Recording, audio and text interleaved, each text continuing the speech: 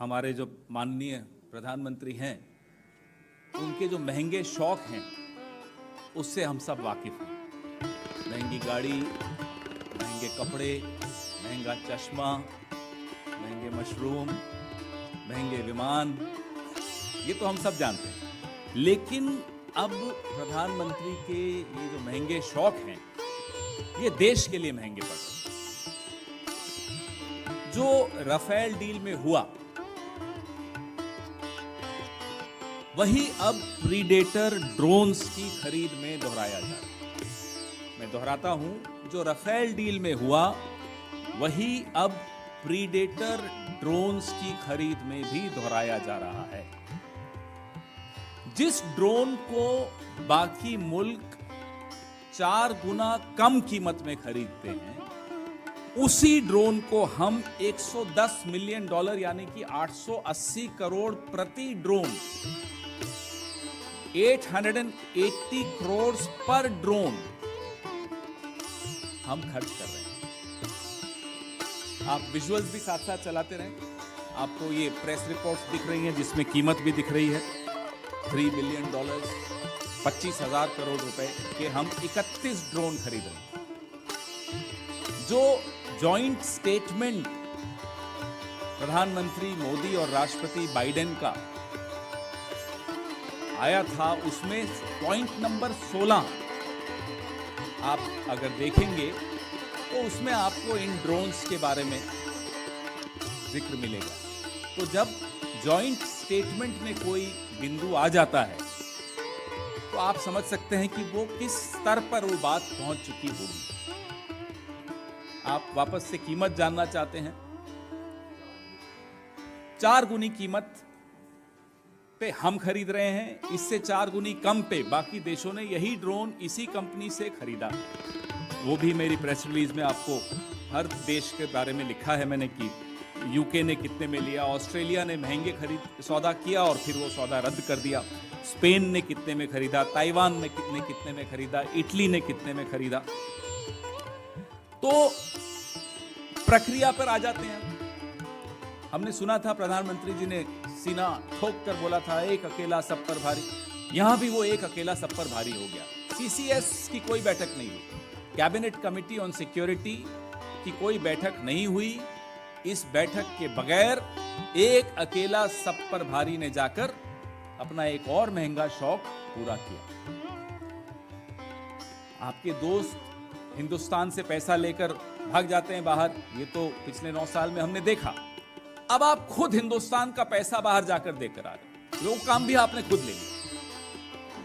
हमें मालूम है प्रधानमंत्री जी कि इंडिया में क्या चल रहा है, ये आपको खबर होती नहीं, नड्डा जी से पूछते फिरते हो। रक्षा सौदों में क्या हो रहा है, पूरा विश्व कितने में ये ड्रोन खरीद रहा है, ये जानकारी भी आपको नहीं। फिर अगर हम कुछ कहते हैं तो आपको बुरा लग जाता है। अरे साहब, प्रधानमंत्री के लिए कैसे कह दिए? अरे जब आप ही सारे निर्णय लेंगे तो आप ही को तो पूछेंगे, आप ही से तो कहा जाएगा। इसलिए हम आप ही से पूछते हैं, आप ही से सवाल। और आप प्रेस कॉन्फ्रेंस करते नहीं। प्रेस कॉन्फ्रेंस करते हैं तो आपकी आईटी सेल पूरा मटिया मेट कर देती है, पानी फेर देती है आपकी प्रेस कॉन्फ्रेंस। अब समझ में आता है आप क्यों नहीं प्रेस कॉन्फ्रेंस करते। आप कितना डरते हो प्रेस कॉन्फ्रेंस से हमें नहीं मालूम, आपकी पार्टी कितना डरती है आपकी प्रेस कॉन्फ्रेंस से वो तो दिख ही रहा। तो मेक इन इंडिया, तीसरा बिंदु, कहां गया मेक इन इंडिया? डीआरडीओ को 1786 करोड़ आपने आवंटित किए रुस्तम और घातक नाम के जो ड्रोन्स थे उनकी डेवलपमेंट के लिए, उनके विकास के लिए, रिसर्च एंड डेवलपमेंट के लिए। तो 1786 करोड़ आपने दिया डीआरडीओ को, और फिर 25,000 करोड़ अमेरिका से में जाकर दे आए कि भाई हमें ड्रोन्स दे दो। तो या तो ये 1786 करोड़ आपने गलत दिया, और या फिर वो 25,000 करोड़ आपने गलत दिया। दोनों तो सही हो नहीं सकते। और ये कौन से ड्रोन्स हैं अमेरिका में? ये वो ड्रोन्स हैं जो आउटडेटेड टेक्नोलॉजी है। उस ड्रोन को अब इस्तेमाल अमेरिका नहीं कर रहा, उसके स्टोर रूम में पड़े हैं कि साहब ले जाओ। तो जब हम कुछ कबाड़ में बेचते हैं, सस्ता बेचते हैं या महंगा बेचते हैं? ओरिजिनल कीमत से महंगा कबाड़ की कीमत कैसे हो सकती है, मुझे यह नहीं समझ में आ रहा। drones which are outdated in terms of technology are being bought at a higher price, 4 times higher by India. And that after putting in 1786 crore rupees in DRDO for Make in India for Rustam and Ghatak drones. Look at the contradiction. वो होता है ना, घर में अपने kitchen में पूरा ration भर दिया और फिर ऑनलाइन फूड ऑर्डर कर दिया, ये वो वाला सिस्टम है. तो या तो अब आप मेक इन इंडिया एक सिर्फ नारा था ये बता दीजिए.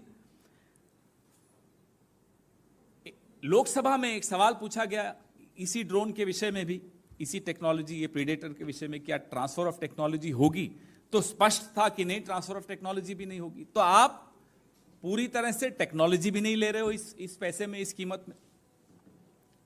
फिर आप 25,000 करोड़ क्यों खर्च कर रहे हो? क्या एक ड्रोन के साथ एक पेगासस फ्री है? क्या एक ड्रोन के साथ कोई इलेक्टोरल बॉन्ड्स की भी शर्तें हैं? ये हम सवाल किसी कारण से पूछ रहे हैं. हमने भी खाना खाया है विदेशों में, आपने भी खाया है देश में भी, विदेश में भी. ऐसा डिनर, इतना महंगा डिनर कभी किया है जिसमें 25,000 करोड़ देश को देने पड़ जाएं? इसलिए हम जानना चाहते हैं कि ड्रोन के पीछे है क्या. एक पिक्चर बनी थी, हम आपके हैं कौन. ये एक नई पिक्चर बन रही है, हम आपके हैं ड्रोन, जिसके हीरो हैं नरेंद्र मोदी. हम जानना चाहते हैं डायरेक्टर कौन है, निर्देशक कौन है. हमें तो मालूम है निर्देशक कौन है, हम आपसे जानना चाहते हैं निर्देशक कौन है. क्योंकि जिस कंपनी से ये खरीदे जा रहे हैं, जनरल एटॉमिक्स, उनके सीईओ के रिश्ते प्रधानमंत्री मोदी जी की सरकार में किससे कितने घनिष्ठ और कितने गहरे हैं, ये हम और आप जानते हैं. कौन है वो महत्वपूर्ण व्यक्ति, वो ड्रोनाचार्य, जो इस पिक्चर का निर्देशन कर रहा है. उस मित्र का नाम आप सब जानते हैं, और उनकी कितनी बैठकें हिंदुस्तान में एक अति महत्वपूर्ण व्यक्ति से हुई, जिसको मैं आज ड्रोनाचार्य का दर्जा दे रहा हूं. अब आप खुद आगे की जानकारी एकत्रित कीजिए, और मैं उम्मीद करता हूं कि जब आप इस तरह की कोई स्टोरी करेंगे और आप पर जब हमले होंगे आईटी सेल द्वारा, तो जैसे व्हाइट हाउस ने वहां की पत्रकार की रक्षा में उतरा, प्रधानमंत्री भी आपकी रक्षा जरूर करेंगे. आप पर हमले आईटी सेल द्वारा नहीं होने देंगे. हमारे सवाल कि ड्रोन सौदे को मंजूरी देने के लिए सीसीएस की बैठक क्यों नहीं हुई, कैबिनेट कमेटी और सिक्योरिटी की मीटिंग क्यों नहीं हुई. भारत दूसरे देशों की तुलना में ड्रोन के लिए ज्यादा कीमत क्यों दे रहा है. जब वायुसेना को इन ड्रोनों की आसमान छूती कीमतों पर आपत्ति थी, तो डील करने की इतनी जल्दी क्यों थी. और माफ कीजिएगा, हमारी वायुसेना ने 18 ड्रोन्स की मांग की थी, हम उन्हें 31 दे रहे हैं. कुछ तो राज है. मैंने मेक इन इंडिया के विषय में आपको बताया है. 8 से 9% टेक्नोलॉजी ट्रांसफर पर हम क्यों सहमत हो गए, सिर्फ 8 से 9% टेक्नोलॉजी. ये हमारा तीसरा सवाल है. जनरल एटॉमिक्स के सीईओ के मौजूदा सत्ताधीशों और जो प्रभावशाली हस्ती है, इस देश की एक बहुत प्रभावशाली हस्ती है, उससे क्या संबंध है. यह हमारा चौथा सवाल है. हम मांग करते हैं कि इस ड्रोन डील में पूरी तरह से पारदर्शिता लाई जाए, ताकि हिंदुस्तान प्रधानमंत्री मोदी के कारण एक बड़े घोटाले में, राफेल के बाद ये दूसरा बड़ा घोटाला होगा, एक और बड़े घोटाले में ना फंस जाए. क्योंकि मोदी सरकार राष्ट्रीय हितों को खतरे में डालने के लिए जानी जाती है. इसलिए हमारे सवाल प्रासंगिक हैं और हम उम्मीद करते हैं कि सरकार से कहीं जवाब आएगा. बीच बीच में राजनाथ सिंह जी ने कल परसों में कुछ बोला है, पीआईबी की तरफ से भी कुछ स्पष्टीकरण आए हैं कि नहीं, इतनी कीमत नहीं है. तो ये कीमत आप सब ने, आप ही के अखबारों में और टेलीविजन चैनल्स पे दिखाई जा रही है. तमाम सवालों के स्पष्ट जवाब जब मिल जाएंगे, तभी ये आश्वस्त होगा देश कि ये कोई घोटाला नहीं है। अन्यथा आज की तारीख में there are all science that this is blowing into a huge scam.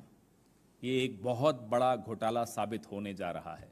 आज वैसे तो ईद की मुबारकबाद देनी चाहिए और आप सबको ईद मुबारक हो, लेकिन इस अत्यंत गंभीर मुद्दे को लेकर हम आपके सामने आए हैं क्योंकि मणिपुर इस देश का हिस्सा है, 2 महीनों से जल रहा है और इस देश के प्रधानमंत्री को रत्ती भर इस देश के एक अभिन्न हिस्से की चिंता नहीं है। असलियत तो यह है कि नफरत से भरा तानाशाह प्यार से डरता है और प्यार के विरोध में खड़ा है। प्रधानमंत्री ने 2 महीनों से मणिपुर की कोई सुध नहीं ली, प्रचार प्रसार करते रहे, चुनाव में अपना बूथ मजबूत कराते रहे, अमेरिका इजिप्ट घूमते रहे। गृह मंत्री ने पलड़ा झाड़ लिया, 130 से ज्यादा लोग की मौत हो चुकी है, हजारों लोग मजबूर हैं, कैंप में रहने के लिए विस्थापित हो चुके हैं। स्कूल, कॉलेजेस, हजारों बिल्डिंगें जलकर राख हो गई हैं। और जब राहुल गांधी जी ने ठाना कि उनको वहां जाना है और वहां जाकर भारत जोड़ो को जारी रखना है, तो उनके रास्ते में अवरोध, उनके रास्ते में रोड़ा बनने का काम क्यों कर रही है भारतीय जनता पार्टी की मणिपुर की सरकार? और यह सारा काम केंद्र की मोदी सरकार के इशारे पर हो रहा है। और इसका एक ही फलसफा है, राहुल गांधी जी वहां क्यों जा रहे हैं? राहुल गांधी जी वहां पर टूटे बिखरे सपनों को सजोने के लिए, जिन लोगों का विश्वास हिल गया है, जिनके मन में शंका है, उनमें विश्वास जगाने के लिए, प्यार जताने के लिए, लोगों के आंसू पोंछने के लिए, लोगों को यह विश्वास दिलाने के लिए कि हम आपके साथ इस दुख की घड़ी में खड़े हैं और हम हर कीमत पर दुख की इस घड़ी में पार हो जाएंगे। इसलिए राहुल गांधी जी वहां पर जा रहे हैं। राहुल गांधी जी वहां पर प्रेम का संदेश देने जा रहे हैं। राहुल गांधी जी वहां पर लोगों से मिलने जा रहे हैं। राहुल गांधी जी वहां पर लोगों को ढांढस बंधाने जा रहे हैं और जिस नफरत के बाजार में मोहब्बत की दुकान खोलने की उन्हें ठानी है, उसको आगे बढ़ाने के लिए जा रहे हैं। इसमें किसी को क्या आपत्ति हो सकती है? राहुल जी मणिपुर पहुंचते हैं, इंफाल के एयरपोर्ट से निकलते हैं, महज 20 किलोमीटर दूर उनका काफिला चलता है और विष्णुपुर में उसको रोक लिया जाता है। उस काफिले को क्यों रोका गया? पहले इसी प्रशासन ने कहा आप बाय रोड जा सकते हैं, उस काफिले को रोका जाता है और जिन लोगों में थोड़ी सी आशा और थोड़ी सी उम्मीद जगी थी, तो कोई तो है जो हमारे साथ खड़ा है, वहां लोग आ जाते हैं, वहां गांव के लोग इकट्ठे हो जाते हैं और उन गांव की महिलाओं पर बर्बरता और निरंकुश पुलिस टीयर गैस के गोले दागती है। ये मणिपुर के लोग हमारे देश का हिस्सा हैं, ये हमारे भाई बहन हैं, जिनसे इस देश का एक बेटा उनकी खैर खबर लेने जा रहा है, उनको प्यार जताने जा रहा है, उनको यह विश्वास जताने जा रहा है कि आप हमारे देश का एक अभिन्न हिस्सा हैं, आप भारत का एक अभिन्न हिस्सा हैं और परीक्षा की इस घड़ी में हम आपके साथ खड़े हैं। वहां से उनको रोक दिया जाता है और प्रशासन जिसने परमिशन दी थी, ऑब्वियसली उनके पास ऊपर से फोन आता है, उनके पास तानाशाहों का फोन आता है और प्रशासन उनसे कहता है कि नहीं, अब आप ऐसे नहीं जा सकते, अब आप हवाई जहाज से जाइएगा। वो जैसे भी जाएंगे, वो जाएंगे जरूर। और मुझे ऐसा लगता है कि प्रशासन ये रोककर कहीं ना कहीं ये साबित कर रहा है कि वो कितना डरते हैं। नफरत करने वाले लोग मोहब्बत से क्यों डरते हैं, प्यार से क्यों घबराते हैं। प्रधानमंत्री के पास मेरा बूथ सबसे मजबूत करने का टाइम है, अमित शाह जी के पास बिहार घूमने का वक्त है, जेपी नड्डा जी के पास राजस्थान जाकर झूठ परोसने का वक्त है, लेकिन इनमें से किसी के पास यह वक्त नहीं है कि वो जाकर मणिपुर में लोगों का हाल जान सके, उनके आंसू पोंछ सके। ऐसा क्यों है? और इस बात का जवाब तो मिलना चाहिए कि ऐसा क्यों हो रहा है। ऐसा इसलिए हो रहा है क्योंकि तानाशाह घबराता है। तानाशाह को लगता है अगर भारत जुड़ गया और भारत जोड़ने पर यह आदमी आमादा है, तो कहीं ना कहीं मेरी जो नफरत और डर के बूते पर बनाई हुई इमारत है वो ध्वस्त हो जाएगी, और वो ऑलरेडी ध्वस्त होना शुरू हो गई है। तो हम जितनी भर्त्सना करें इसकी कम है। राहुल गांधी जी इस देश के एक हिस्से में उन लोगों से मिलने गए हैं जो 2 महीने से पीड़ित हैं, उनके आंसू पोंछने गए हैं, उनको मोहब्बत जताने गए हैं। उनको रोकना पाप है। और क्या जुर्म है? इस देश में किसी के घाव पर मरहम लगाना आज जुर्म है? इस देश में देशवासियों का हालचाल पूछना आज जुर्म है? किसी से मुलाकात करना आज पाप है? भाईचारा फैलाना पाप है? इसके बारे में जवाब एक निरंकुश तानाशाह और उसकी बर्बर सरकार को जरूर देना पड़ेगा। और मैं कुछ वाकये जरूर बता देती हूं। आज 2 महीने हो गए मणिपुर में प्रधानमंत्री के मुंह से हिंसा की भर्त्सना और शांति की अपील नहीं निकली। यह भी सच है कि अमित शाह वहां दौरे पर गए और जब वो वापस आए तो हिंसा और बढ़ी और लोगों की मौतें हुई। तो क्या प्लान क्या है? एक ऑल पार्टी मीटिंग बुलाई जाती है जिसमें प्रधानमंत्री ही नहीं है। उस मीटिंग में जो एकमात्र रिप्रेजेंटेटिव मणिपुर के हमारे पूर्व मुख्यमंत्री थे, उनको कुल गिनकर 3 मिनट बोलने दिया जाता है। आपका प्लान क्या है मणिपुर में शांति बहाल करने के लिए? मीडिया को मैनेज करके आप मणिपुर की आग और हिंसा को शांत नहीं कर सकते हैं। मणिपुर के लोगों से बात कीजिए, उनका विश्वास जीतिए, और जो ये कोशिश कर रहा है उस कोशिश को और आगे बढ़ाइए।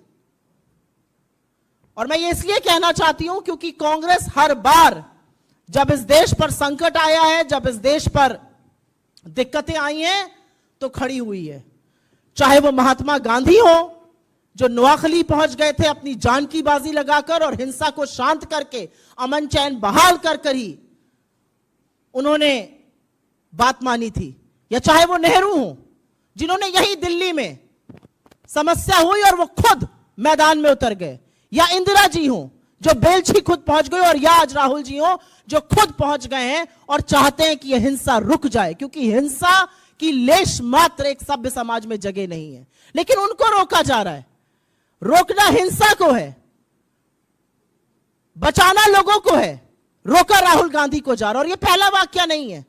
जब हाथरस जा रहे थे तब आपने रोका था, जब लखीमपुर जा रहे थे तब आपने रोका था। हर बार अगर राहुल गांधी जी लोगों के साथ खड़े होने के लिए जाते हैं तो आप रोकते हैं, लेकिन इतिहास भी साक्षी है कि वो जहां जाने के लिए निकलते हैं अंततोगत्वा वहां पहुंचते जरूर है।